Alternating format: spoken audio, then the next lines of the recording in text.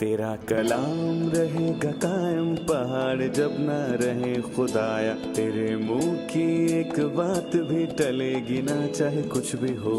तेरी मान दिए है जिंदा सोने से भी कीमती, मेरा दिल ये दे गवाही है ये किताब अज़ीम। नाज़िल करे अपना कलाम, शिकस्ता दिलों को सुकून मिले, तारीखी दूर हो मेरी राहें रोशन कर। दे अपना कलाम कसरत से ए खुदा, बदल दे रिहाई दे कसरत से फल मिला। कलाम रहेगा कायम पहाड़ जब ना रहे खुदाया, तेरे मुंह की एक बात भी टलेगी ना चाहे कुछ भी हो। अजीज नाजरीन, मैं अयाद ज़रीफ आप तमाम देखने वालों को हमारे रोज़ के बाइबली मुतालियाती प्रोग्राम की नई किस्त में खुशामदीद कहता हूँ।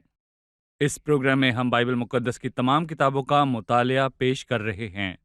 जैसा कि आप जानते हैं कि पिछली किस्त में हमने पौलुस रसूल का करंथुस के नाम पहला ख़त मुकम्मल किया था, और आज खुदा के फजल से हम फिर से पुराने अहदनामे की किताबों यानी तारीखी किताबों का रुख करके अज़रा की किताब का मुतालिया शुरू करेंगे और इस किताब का पहला बाब शुरू करेंगे। लेकिन प्रोग्राम के आगाज़ में मैं खुदा के खादमीन को खुशामदीद कहना चाहूँगा। डॉक्टर फयाज खुशामदीद। शुक्रिया भाई। डॉक्टर उसामा जी खुशामदीद। बहुत शुक्रिया, आप कैसे मैं हैं? ठीक हूँ। और साथ ही मैं स्टूडियो में आए दीगर मेहमानों को भी खुशामदीद कहूँगा। तवारीखी किताबें बहुत सी हैं, जैसा कि हमने पहला सैमुअल और दूसरा सैमुअल की किताबें पढ़ी, और आज हम अज़रा की किताब का मुताला शुरू करने को हैं। तो डॉक्टर ओसामा, किसी भी किताब को पढ़ते वक्त ये सवाल पैदा होते हैं कि इस किताब का मुसन्निफ कौन है और हम इसके बारे क्या जानते हैं? इस किताब का मुसन्निफ अज़रा है और इस किताब का नाम उसके नाम से है। अज़रा काहिन था, ये हारून की नस्ल से था। ये फिनहास बिन अलीअज़र बिन हारून काहिन की नस्ल से था। ये दूसरी असीरी से वापसी पर इनका रहनुमात बना, और बाबल की असीरी से वापसी के 3 मरहले हैं। पहला ज़रबाबल की रहनुमाई में, दूसरा अज़रा की रहनुमाई में, और ये 2 मरहले अज़रा की किताब में मौजूद हैं। तीसरा और आखिरी मरहला नहमिया की रहनुमाई में था, और अज़रा का मरकज़ी मकसद था कि खुदा के लोगों की ज़िंदगी में रूहानी बहाली लाए 2 तरह से। पहला कि कलाम के पास लौटने से, और दूसरा दुआ से, और उन 2 चीज़ों के बगैर कोई बहाली नहीं थी। खुदा का कलाम, हम ये अल्फाज कई बार इस किताब में पढ़े हैं कि खुदा का कलाम खुदावंद फरमाता है, अज़रा मूसा की शरीयत में माहिर फ़की था। सिर्फ ये किताब नहीं, बल्कि इसके पहले और दूसरी तवारीख की किताब में भी माहिर फ़की ने लिखी थी। उसने शरीयत की किताबों को इकट्ठा किया और लोगों की ज़िंदगी में बहाली लाया। ज़रबाबल को खुदा के घर की फ़िक्र थी और नहमिया को खुदा के शहर की। उसे हमेशा कलाम का ध्यान था और उसी पर कायम रहा। जी हाँ, क्योंकि ये मूसा की शरीयत में माहिर फ़की था। डॉक्टर फयाज, हम अज़रा की किताब का मरकजी मौजू जानना चाहते हैं। इसका मौजू है असीरी से वापस आना, और असीरी के 70 साल खत्म हुए जिसकी पेशनगोई यिर्मयाह ने की थी उन मुकद्दसीन की दुआ के नतीजे में जिन्होंने खुद को खुदाम के सामने आजिज़ किया, जैसे कि दानियल। और खुदाम ने कहा कि असीरी के साल पूरे होने के बाद जब मुल्क अपने सब्तों का आराम पाले तो 70 साल बाद लोगों को वहां से वापस ले आएगा। तो अज़रा की किताब का मरकजी मौजू असीरी से वापस आना है। हम नाजरीन को याद दिला दें कि खुदावन ने गुनाह के नतीजे में अपने लोगों को असीरी में भेजा। जी, ये उनकी तरबियत का वक्त था, और जब मुल्क ने अपने सब्बतों का आराम पा लिया तो वो उनको वापस ले आया। देखिए, मैं कहूंगा कि यिर्मयाह नबी ने नबूवत की कि वो 70 साल बाद लौटेंगे। सही, हमने कहा कि अज़रा की किताब तारीखी किताबों में से एक है, लिहाजा मुझे आप पुराने अहदनामे की तकसीम बताइए। इसकी तकसीम कैसे हुई है? तारीखी किताबों की जगह कहाँ है? पुराने अहदनामे की 39 किताबें हैं और कुछ मुफस्सर उसे बाज के 2 परों और सीने जैसा समझते हैं। दाएं पर में 17 किताबें हैं, ये 5 और 12 में तकसीम है। असफार खमसा मूसा की 5 किताबें हैं और यूशाया से आस्तर तक 12 तवारीखी कुतब हैं। बाएं पर में भी 17 किताबें हैं, 5 अंबियाए अकबर और 12 अंबियाए असगर की।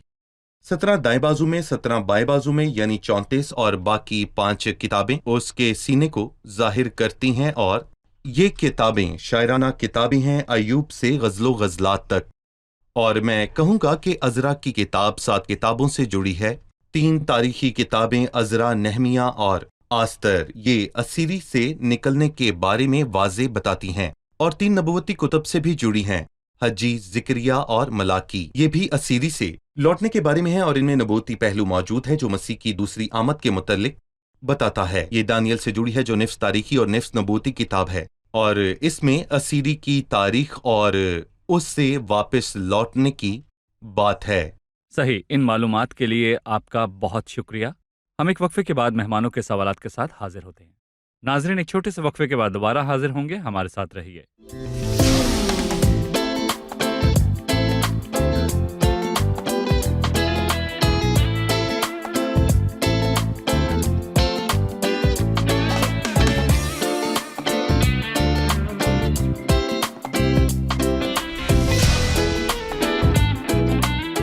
खुशामदीद। आइए चलते हैं मेहमानों की जानिब और जानते हैं उनसे उनका सवाल।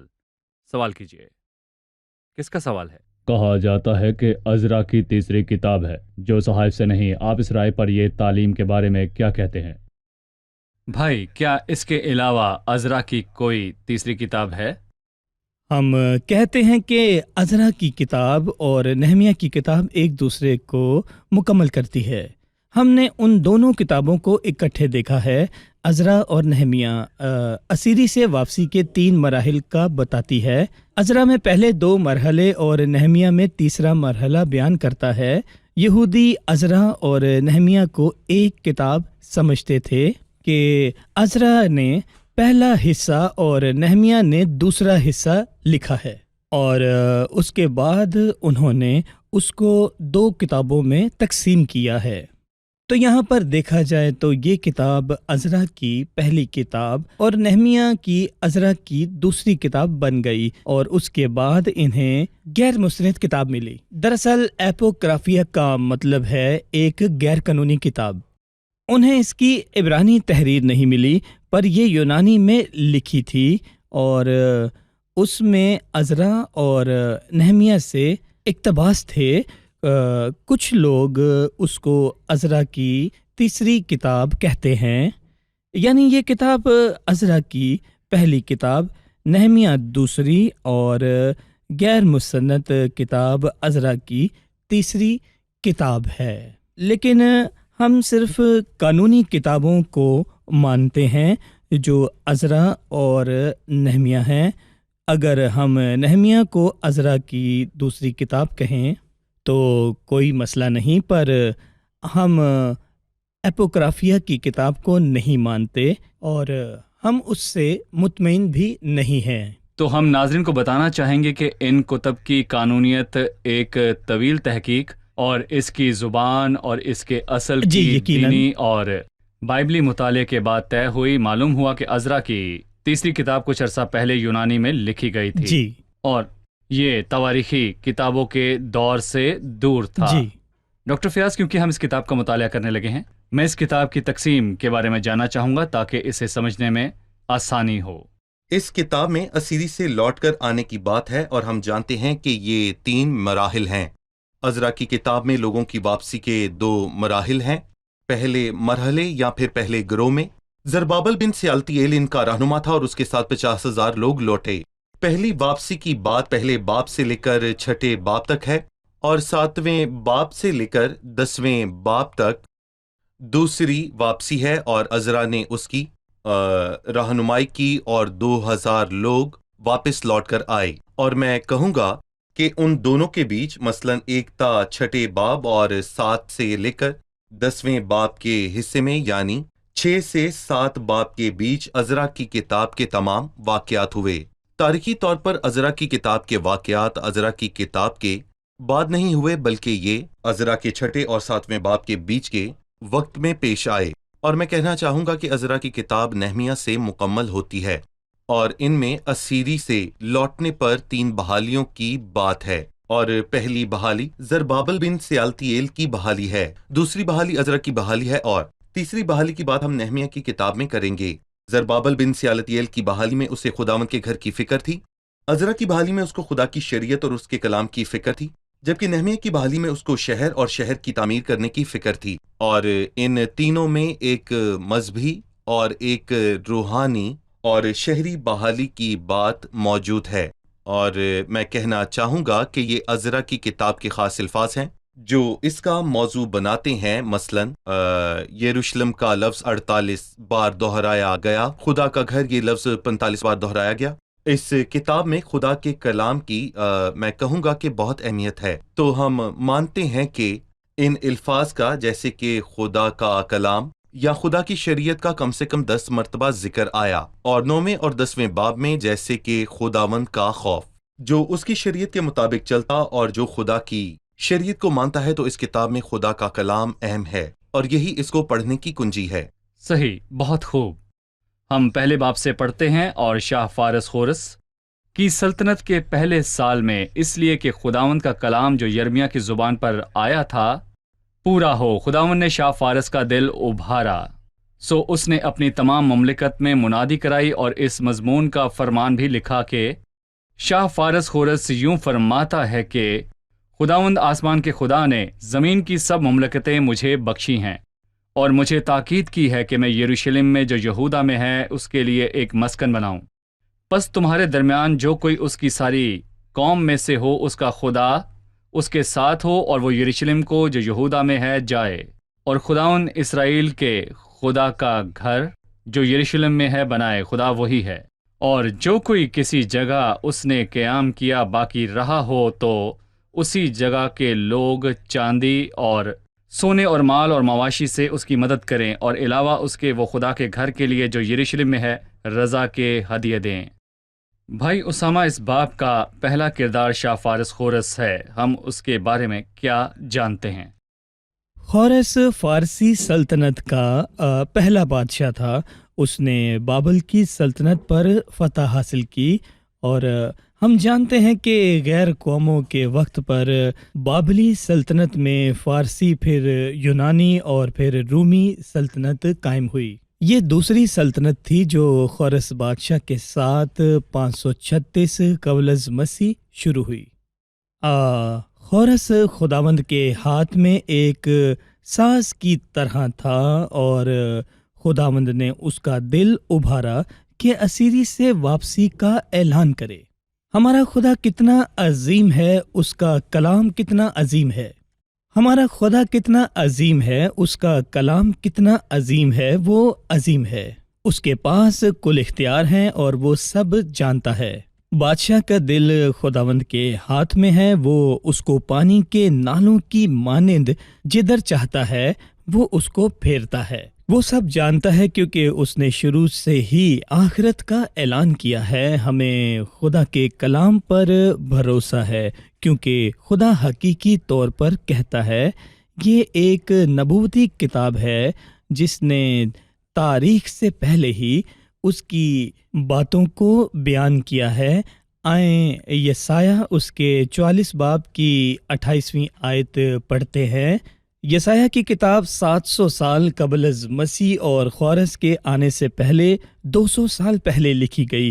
لکھا ہے، جو خورس کے حق میں کہتا ہوں کہ وہ میرا چرواہا ہے اور میری مرضی بالکل پوری کرے گا۔ اس کا نام جی، اور وہ کیا کرے گا؟ یہ خدا کے الفاظ ہیں جو یسایہ نے لکھے ہیں۔ یہ خدا کے صحائف ہیں اور ہمارے پاس نبیوں کا وہ کلام ہے جو زیادہ معتبر ٹھہرا، جو یہ سمجھ کر اس پر غور کرتے ہو۔ صحیح۔ ڈاکٹر فیاض، وقفے کے بعد میں آپ سے ایک سوال کروں گا۔ جب خورس بادشاہ کے آنے سے 200 سال پہلے اس کی پیشن گوئی موجود تھی، تو کیا مسیح کے بارے میں پیشن گوئیاں تھیں جو کہ موجود تھیں؟ وقفے کے بعد ہم جانیں گے۔ لیتے ہیں ایک چھوٹا سا وقفہ اور پھر ملتے ہیں، ہمارے ساتھ رہیے۔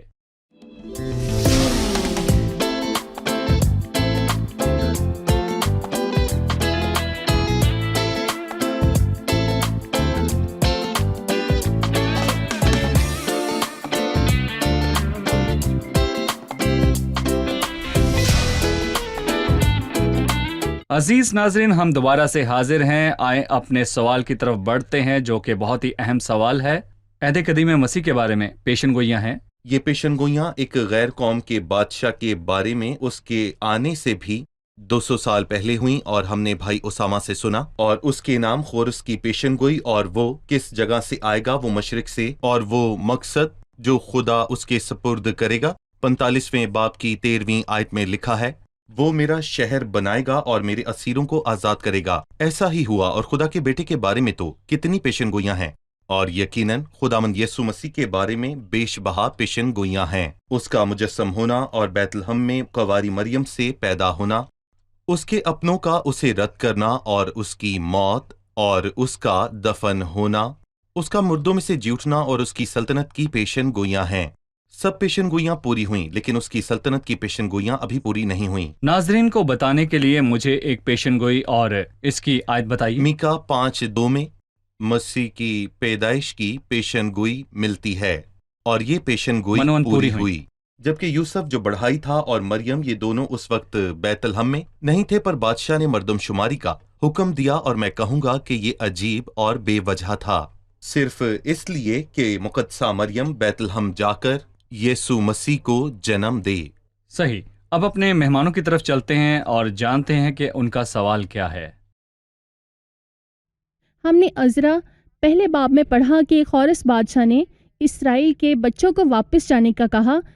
یہ 536 قبل از مسیح تھا، پر یرمیہ 25ویں باب میں اس نے کہا کہ بنی اسرائیل 70 سال بعد واپس جائیں گے، جو یہو یاکین کا دور تھا. یہ 599 قبل از مسیح تھا. یہاں پر تعداد میں تضاد ہے. جی، تاریخ اور تعداد میں جی، تضاد ہے. بالکل. کیا ان تاریخوں میں تضاد ہے؟ دراصل اس میں فرق ہے. ہمیں یاد ہونا چاہیے کہ بابلی اسیری ایک دن میں نہیں ہوئی، اور اس سے پہلے واپسی بھی ایک دن میں نہیں ہوئی، بلکہ یہاں دیکھا جائے تو اسیری 3 مراحل میں ہوئی، اور اس سے واپسی کے بھی 3 مراحل ہیں. بابل کی اسیری یہودا کے 3 بادشاہوں تاریخ کے دور میں ہوئی تھی، اور تاریخ یہ 3 تاریخیں تھیں. اور بادشاہ بابل کی اسیری کا پہلا مرحلہ اور یہوکین کے دنوں میں 606 قبل از مسیح تھا، اور دوسرا مرحلہ یہوکین کے دنوں میں 599 قبل از مسیح تھا. آخری مرحلہ صدقیہ کے دنوں میں 586 قبل از مسیح تھا. ہم نے سیکھا کہ وہ 3 مراحل میں اسیری سے واپس آئے. پہلا زربابل کی رہنمائی میں سن 536 میں، اور دوسرا عزرا کی رہنمائی میں سن 458 میں، اور آخری نہمیہ کی رہنمائی میں سن 444 میں. آئیں بابلی اسیری سے پہلے مرحلے اور اس سے واپسی کے مرحلے کو دیکھیں گے. ہم نے دیکھا کہ پہلا مرحلہ یہوکین کے دنوں میں سن 606 میں تھا، اور واپسی کا پہلا مرحلہ خورس کے دنوں میں سن 536 میں تھا. سن 606 اور 536 بالکل 70 برس ہوئے، جیسا کہ خداوند نے فرمایا. خداوند کے کلام میں کوئی غلطی نہیں، بالکل جیسا یہ خداوند بالکل نے فرمایا. صحیح حساب ہے. جی بالکل. ڈاکٹر فیاض، ان آیات میں خدا کو آسمان کا خدا کہا گیا ہے. آسمان کا خدا. جی، دوسری آیت میں لکھا ہے، شاہ فارس خورس یوں فرماتا ہے کہ خداوند آسمان کے خدا نے زمین کی سب مملکتیں مجھے بخشی ہیں. یہاں اس نے آسمان کا خدا کیوں کہا؟ آسمان اور زمین کا خدا کیوں نہیں کہا؟ یہ بتائیے. جی، ہم جانتے ہیں کہ اسیری ہونے تک خدا نے کئی بار یہ فرمایا. مثال کے طور پر استثنا کے 4 باب میں واضح طور پر لکھا ہے، پس آج کے دن تو جان لے اور اس بات کو اپنے دل میں جما لے کہ اوپر آسمان پر اور نیچے زمین پر خداوند ہی خدا ہے. اور یہ وہی الفاظ ہیں جو راہب نے ان 2 جاسوسوں سے کہے. اس نے ان سے کہا کیونکہ خداوند تمہارا خدا ہی اوپر آسمان کا اور نیچے زمین کا خدا ہے. اور جب امونیوں اور موابیوں اور کوہ شیر پر رہنے والوں نے یہوشفت پر چڑھائی کی تو اس نے خداوند سے دعا کی اور کہا، اے خداوند ہمارے باپ دادا کے خدا، کیا تو ہی آسمان میں خدا نہیں، اور کیا قوموں کی سب مملکتوں پر حکومت کرنے والا تو ہی نہیں؟ تو خداوند آسمان اور زمین کا خدا ہے، اور تو سب قوموں کی مملکتوں پر حکومت کرتا ہے. اور یہ بابلی اسیری ہونے تک یوں ہی تھا. جب یہ اسیر ہو گئے تو خدا نے زمین کا اختیار غیر قوموں کو دے دیا، اور یروشلم تباہ ہوا اور غیر قوموں کے پاؤں تلے رون دیا گیا. اور اس وقت خدا نے زمین پر غیر قوموں کو اختیار بخشا، اور اب وہ آسمان کا خدا ہے، پر اس کا مطلب یہ نہیں کہ زمین کے معاملات اس کے قابو میں نہیں، بلکہ خداوند در پردہ ان معاملات کو سنبھال رہا ہے۔ ان واقعات کے وقت، اب تک ان واقعات کے وقت سے اسیری کے جب لوگ وقت سے، اسیری میں تھے، اب تک کیوں؟ جب مسیح آیا تو اس کے اپنوں نے اسے رد کیا، اور یروشلم اب بھی غیر قوموں کے پاؤں تلے روندا جاتا ہے۔ اختیار غیر قوموں کے پاس ہے جب تک کہ مسیح واپس نہ آئے۔ صحیح، جب مسیح آ کر بادشاہی کرے گا تو ملک کی سب سلطنتیں خداوند کی ہوں گی۔ جی، ڈاکٹر اسامہ، ناظرین پوچھ سکتے ہیں کہ خورس اسرائیل کی اولاد سے نہیں تھا، وہ غیر قوم سے تھا، اور اس کا زندہ خدا سے کوئی رشتہ نہ تھا، تو خدا کے ابھارنے اور اس کی بلاہٹ پر اس کا کیا رد عمل تھا؟ جیسا کہ ہم نے ابھی کہا کہ خداوند کے پاس کل اختیار ہیں، وہ یہودیوں اور غیر یہودیوں کے دل کو ابھار سکتا ہے، وہ ایمانداروں کو اور گناہ گاروں کے دل کو ابھار سکتا ہے۔ اس نے خورس کا دل ابھارا کہ پیشن گوئی پوری ہو، اور اس نے غیر قوموں اور گناہ گار کے ذریعے نبوت کی، جیسے البام نجومی کا قصہ ہے، کیونکہ اس کے پاس پورا اختیار ہے اور ان کے دل اس کے ہاتھ میں پانی کے نالوں کی مانند ہیں، تو اسے کچھ بھی کرنے کا حق ہے۔ اس کے علاوہ ہمیں معلوم نہیں کہ خورس ایماندار تھا یا گناہ گار تھا، شاید وہ پیشن گوئیوں کے علم کے ذریعے ایمان لایا ہو یا دانیل کے ذریعے ایمان لایا ہو۔ جب شاہ فارس خورس نے بابل پر فتح حاصل کی، وہ پیشن گوئیوں اور خدا کے کلام کو سمجھتا تھا، پر ایماندار تھا یا نہیں، اس کا علم خدا کو ہے۔ وہ صرف انسانوں کو نہیں، جانوروں کو بھی ابھار سکتا ہے، اور البام کے ساتھ ساتھ اس کی گدھی بھی خدا کے اختیار کے وسیلہ سے بول پڑی تھی۔ یہ خدا کا اختیار ہے۔ جی، آپ دونوں کا بہت شکریہ۔ اب ہم مہمانوں کے ساتھ مل کر دہرائی کریں گے۔ ہم جاننا چاہتے ہیں کہ عزرا کی کتاب کا مرکزی موضوع کیا ہے کلام میں، اور پرانے عہد نامے میں اس کی جگہ کیا ہے؟ عزرا کی کتاب کا مرکزی موضوع اسیری سے واپسی ہے، اور یہی عزرا کا مرکزی مقصد تھا۔ اور ہم نے سیکھا کہ اسیری سے واپسی 3 مراحل میں ہوئی۔ پہلے مرحلے کی رہنمائی زربابل نے کی، دوسرے کی عزرا نے، اور تیسرے کی رہنمائی نہمیہ نے کی۔ عزرا خدا کے لوگوں میں ایک روحانی بحالی لے کر آیا، خدا کے کلام کے پاس لوٹنے اور دعا کے وسیلے سے لایا۔ یہ مرکزی موضوع کے بارے میں ہے۔ ہم جانتے ہیں کہ پرانے عہد نامے کی 39 کتابیں ہیں۔ یہ باز کے 2 پروں اور اس کا سینہ ہے۔ اس کے دائیں پر میں 17 کتابیں موجود ہیں، اور جس میں 5 کتابیں اسفار خمسہ اور 12 کتب تواریخی کتب ہیں، اور بائیں پر میں بھی 17 کتب موجود ہیں، 5 انبیاء کبریٰ کی کتب اور 12 انبیاء صغریٰ کی کتب، اور سینے میں شاعرانہ کتب ہیں جو ایوب سے غزل الغزلات تک ہیں۔ عزرا تواریخی کتب میں سے ایک ہے۔ آپ یہ بتائیے کہ عزرا کی کتاب کی تقسیم کیا ہے؟ اس کتاب کے 2 حصے ہیں۔ یہ اس کے عنوان اور اسیری سے واپس آنے کے متعلق ہیں۔ 1 تا 6 باب تک پہلی واپسی جس کی رہنمائی زربابل نے کی، اور اس کے ساتھ 50,000 لوگ واپس آئے، اور 7ویں باب سے 10ویں باب تک دوسری واپسی جس کی رہنمائی عزرا نے کی، اس کے ساتھ 2,000 لوگ واپس آئے۔ صحیح، خدا آپ سب کو بہت برکت دے۔ خادمین کا بھی شکریہ۔ اگلے پروگرام میں ہم اپنے مطالعے کو جاری رکھیں گے۔ خدا آپ کو برکت دے۔ عزیز ناظرین، ہم نے آج کی قسط میں جانا کہ خدا انسانوں کی سلطنت پر حکومت کرتا ہے اور اس کے پاس اختیار ہے۔ بادشاہ کا دل خداوند کے ہاتھ میں ہے۔ وہ بادشاہوں کو مقرر کرتا ہے، وہ بادشاہوں کو ہٹاتا اور ان کو مقرر کرتا ہے۔ ہم نے دیکھا کہ خورس کا ایسا برتاؤ تھا کیونکہ خدا نے اپنے اختیار کے وسیلے سے شاہ فارس خورس کے دل کو ابھارا کہ لوگوں میں اعلان کرے کہ یروشلم لوٹ جائیں اور یروشلم کو تعمیر کریں۔ میں کہتا ہوں پریشان نہ ہوں، خدا اس سب میں موجود ہے۔ حاکموں کے فیصلوں سے پریشان نہ ہوں، خداوند کے لوگوں پریشان نہ ہو۔ خداوند کے لوگوں، کسی ایسے ملک میں رہتے ہوئے بالکل بھی آپ نے پریشان نہیں ہونا جو مسیحیت کے خلاف ہے یا جن کو مسیحی ایمان سے مسئلہ ہے، کیونکہ خداوند تخت نشین ہے۔ وہ کل کائنات کا نظام سنبھالتا ہے اور سب چیزوں سے بھلائی پیدا ہوتی ہے۔ ہمارے معاملات کا ذمہ انسان یا بادشاہ یا کسی رہنما کے پاس نہیں. ہمارے چھوٹے بڑے معاملات سب خداوند یعنی ابدی بادشاہ کے ہاتھ میں ہیں. خداوند اور اس کے وعدوں پر بھروسہ کریں. اگلے پروگرام میں آپ سب سے پھر ملاقات ہوگی. خدا آپ کو برکت دے.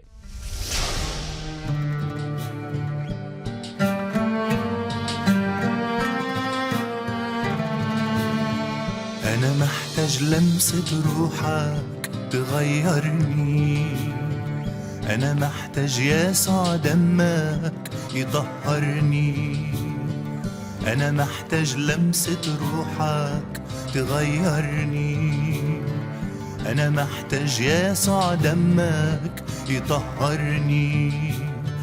وأنا لما هاجي وأشوفك وأشوف اسمي على كفوفك بتفك الأسر وحقك بيحررني. وأنا لما هاجي وأشوفك وأشوف اسمي على كفوفك بتفك الأسر وحقك بيحررني. أنا جاي ضعيف قويني، أنا جاي حزين عزيني، أنا جاي لك خاطي برقني وشفيني. المسني بسلطانك وريني مجد جلالك، اغمر قلبي بحنانك وارويني. أنا جاي ضعيف قويني، أنا جاي حزين عزيني، أنا جاي لك خاطي برقني وشفيني. المسني بسلطانك وريني مجد جلالك، اغمر قلبي بحنانك وارويني. لمسة من هد ثوبك بتشفيني، كلمة من فم جلالك بتحييني. لمسة من هد بثوبك بتشفيني، كلمة من فم جلالك بتحييني. وانا لما هاجي واشوفك واشوف اسمي على كفوفك بتفك الأسر وحقك بيحررني. وانا لما هاجي واشوفك واشوف اسمي على كفوفك بتفك الأسر وحقك بيحررني. أنا جاي ضعيف قويني، أنا جاي حزين عزيني، أنا جاي لك خاطي برقني وشفيني. المسني بسلطانك وريني مجد جلالك، اغمر قلبي بحنانك وارويني. أنا جاي ضعيف قويني، أنا جاي حزين عزيني، أنا جاي لك خاطي برقني وشفيني. المسني بسلطانك وريني مجد جلالك، اغمر قلبي بحنانك وارويني.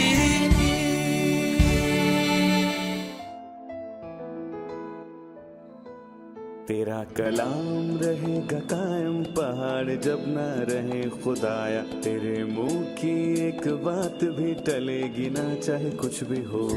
तेरी मान दिए है जिंदा सोने से भी कीमती, मेरा दिल ये दे गवाही है ये किताब अज़ीम.